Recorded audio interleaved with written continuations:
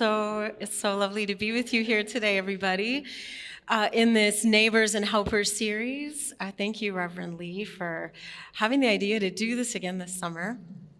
So you already know in this series that we've had guests come in and either live or interviews, and everyone, today's sermon that you're going to get from me is like plan D of this sermon on reproductive rights.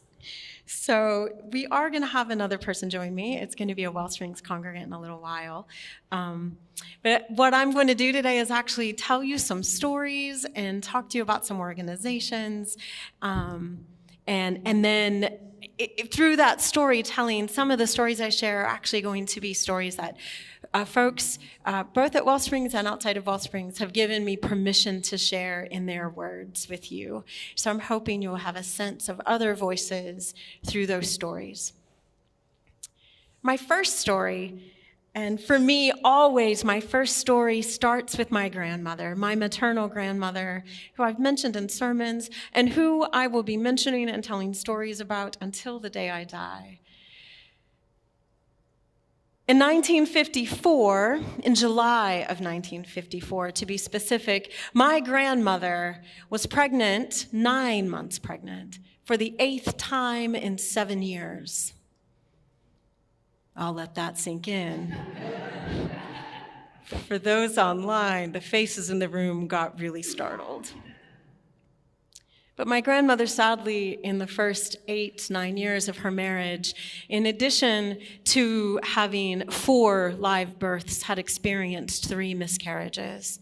And tragically, in July of 1954, she was grieving the death just a few months before of her second child, who at 4.5 died of a treatable illness that they, in their poverty and their isolation in Appalachia, could not get treatment for.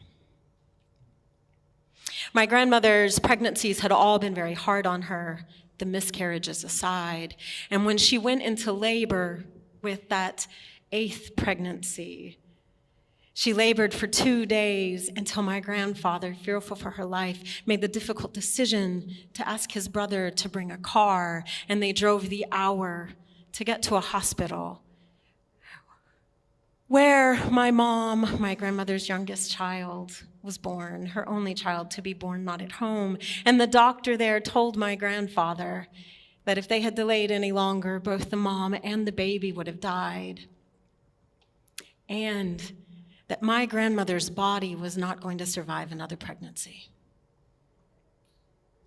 My grandmother and I were really close. She told me that story many times, but she also, whenever she told it to me, told me some things that might startle you that a grandmother might tell her granddaughter, which is this: in the 9 years leading into that pregnancy, she and my grandfather had had many arguments, a version of the same argument that went something like this: I want you to use a condom.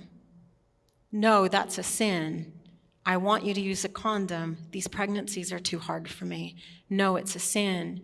And my grandmother's argument to that is a sin became this over the years: it is no more a sin to prevent a pregnancy than it is for us to have babies we can't afford to feed.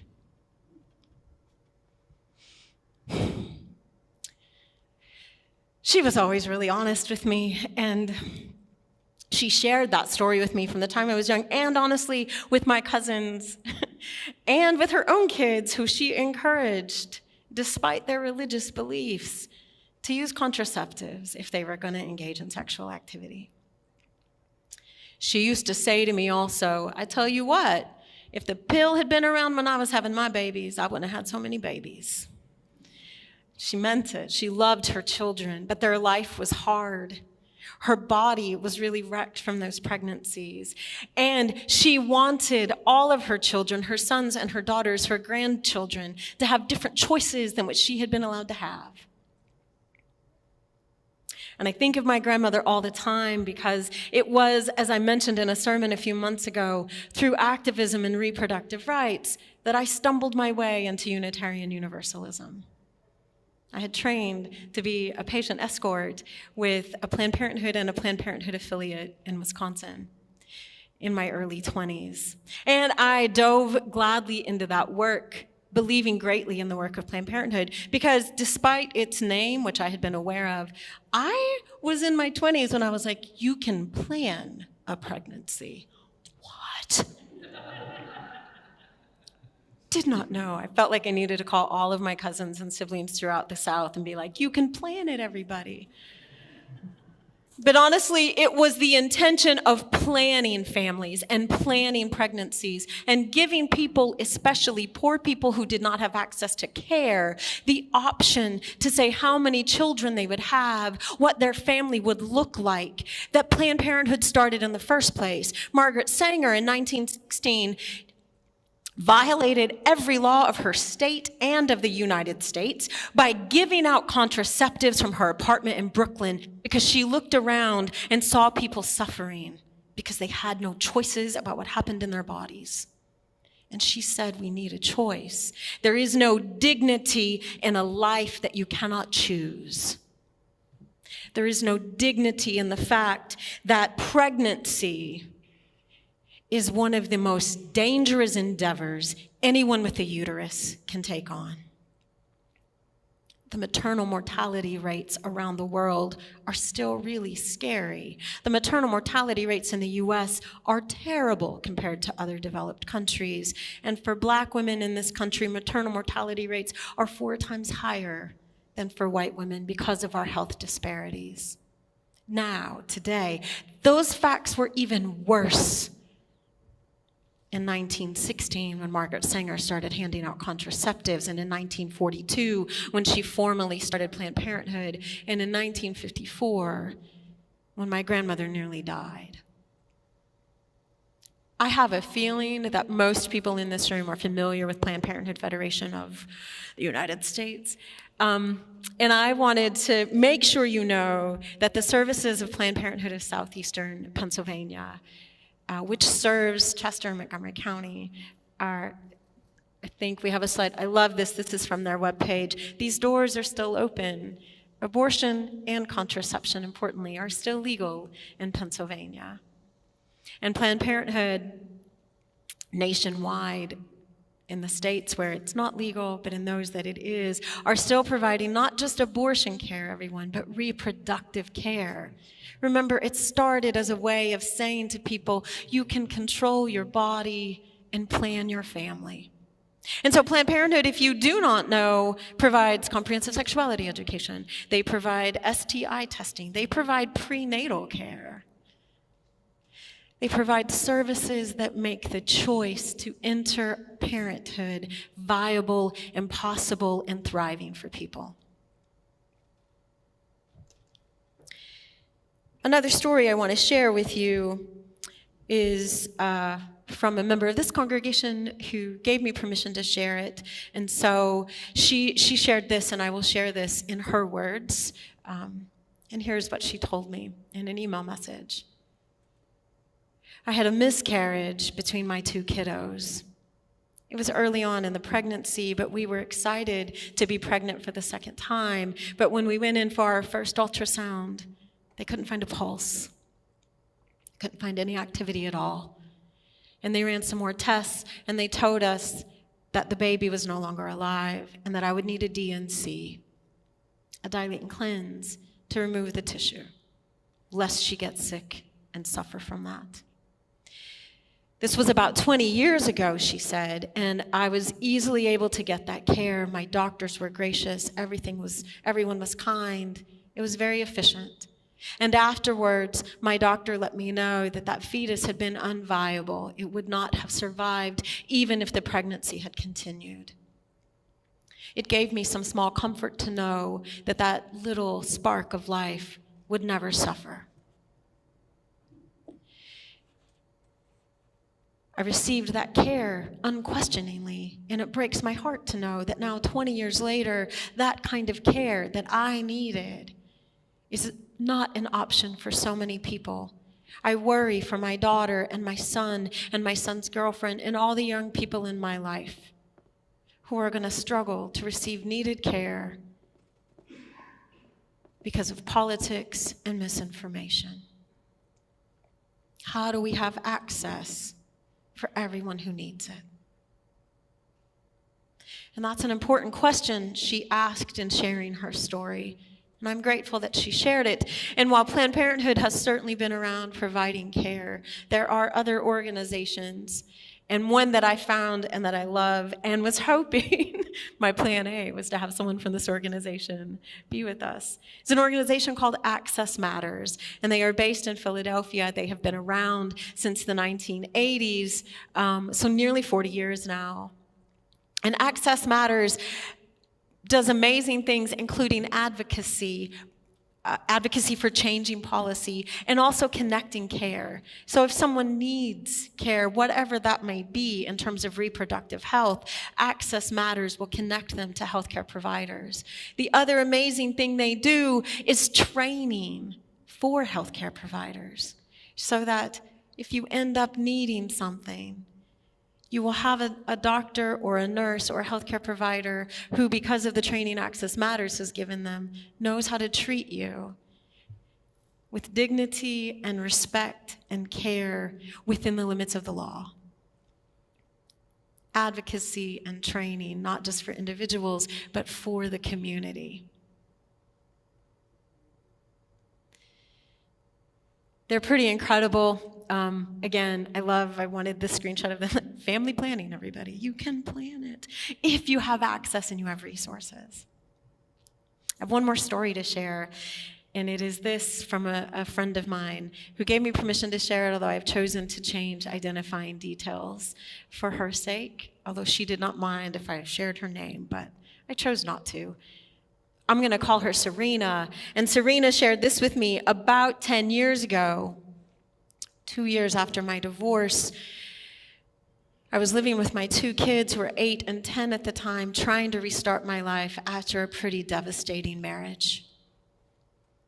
In therapy, I was starting to trust myself. I was thinking about going back to college to finish a degree, and I decided to try dating again for a little while. And I actually met a guy who was really nice and who we really hit it off. He liked my kids, and about 50% of our dates, he made sure to include them. But he didn't want to be a dad, and so we both knew that the relationship wasn't long-term. We actually, after a couple of months of seeing each other, decided amicably and affectionately to call it quits. And about 2 weeks later, boom, I found out I was pregnant. I was shook. Here I was with a choice. Do I keep this baby and tie myself to life to a guy who was already out the door? Or do I end the pregnancy and focus on the life I'm trying to build with my 2 kids I already have? I chose my kids. And fortunately, I lived in an area where I had access to a Planned Parenthood, and one of my friends called them, set up appointments for me, figured out how we would get some funding for it. She drove me to those appointments, and I was early enough along that I could get a medicinal abortion. And she held my hand when that medicine took place. And she held my hand months later when other people found out and told me I should be ashamed. But I was not ashamed, and I'm still not ashamed, because here I am a decade later, and I finished my degree, and I have a job I really love. But more importantly, I look at my 2 kids, and I see them thriving in ways they wouldn't be if I hadn't had that choice. And I'm not ashamed, and I don't regret it. I think about my friend and the other people like her I know who have had to make that choice, and I am so grateful for their sakes. That there were people who supported them, and that there were organizations like Planned Parenthood, like Access Matters, that existed. And even more importantly, today, with Roe being dismantled, I am grateful for another organization that I found through the National Abortion Fund. If you're not familiar with the National Abortion Fund, it's a national umbrella organization that connects grassroots organizers across the country.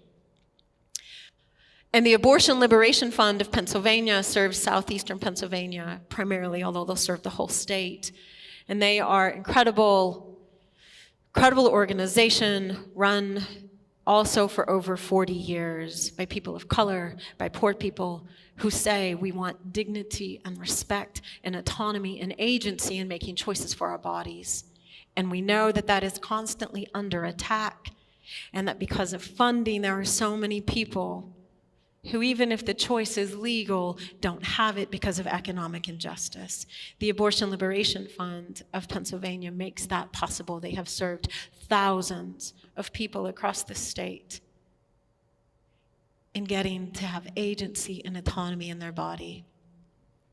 They're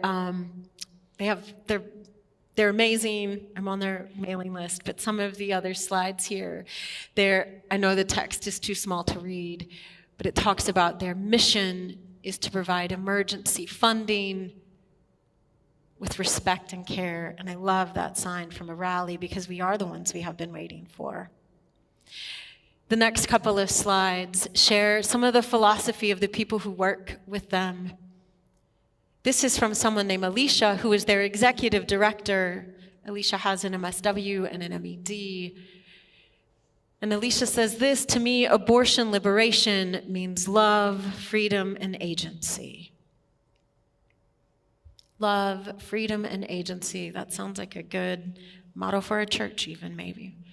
The next slide, which is from, I think, I have to see which one I picked. Oh, that's the only one, that's all right.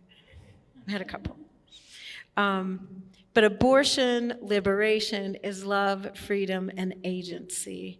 I want you to hold on to that for a minute and think about that, what that means in relation to who we are as a people of faith, where our first principle as Unitarian Universalists is that we will honor and affirm the inherent worth and dignity of each person, and what that might mean in people's lived experiences if they have no access to care that affirms their dignity, to systems that affirm their worth, and how, as people of faith, we might be part of ensuring that that becomes a reality for folks.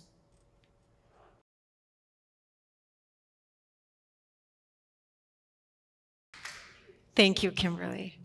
I know we're over time. I'm going to close my little bit of this with one short story, and then we'll pray. When I was 20 and a sophomore in college, my period was late, and any person with a uterus in this room who's not expecting that knows how terrifying that is. And I called my grandma crying, and she was like, well, honey, you're just going to have to get a pregnancy test and then decide what to do. And I knew my grandmother did not approve of abortion, but I said anyway, if it's positive, I'm going to get an abortion. And she cried and said, oh, honey, I wish you wouldn't, but I understand if you do, and I will love you no matter what. I was lucky, and that test was negative, and my period started. But what I held on to forever is my grandmother's unconditional love and her affirmation of me as a person. And like Kimberly, I have found that in Unitarian Universalism. I have found that in this faith community. And whether or not we might personally like or approve of abortion or anything that has to do with reproductive rights, making safe together as a faith community the inherent worth and dignity, and yes, the unconditional love for people is our work. Will you pray with me, my friends? Spirit of life and love, nurturer of all that we are, we know we live in a world where justice is not yet a reality, where far too many of us are carrying burdens that feel too heavy to make it through. Spirit, we ask that you let us come together each week, each day, each interaction with each other, and hold each other in love no matter what we might be carrying, and together inspire us to move forward, to create the world where each and every person we encounter can thrive. I ask this humbly and with gratitude for this community and all it has given to me. Amen.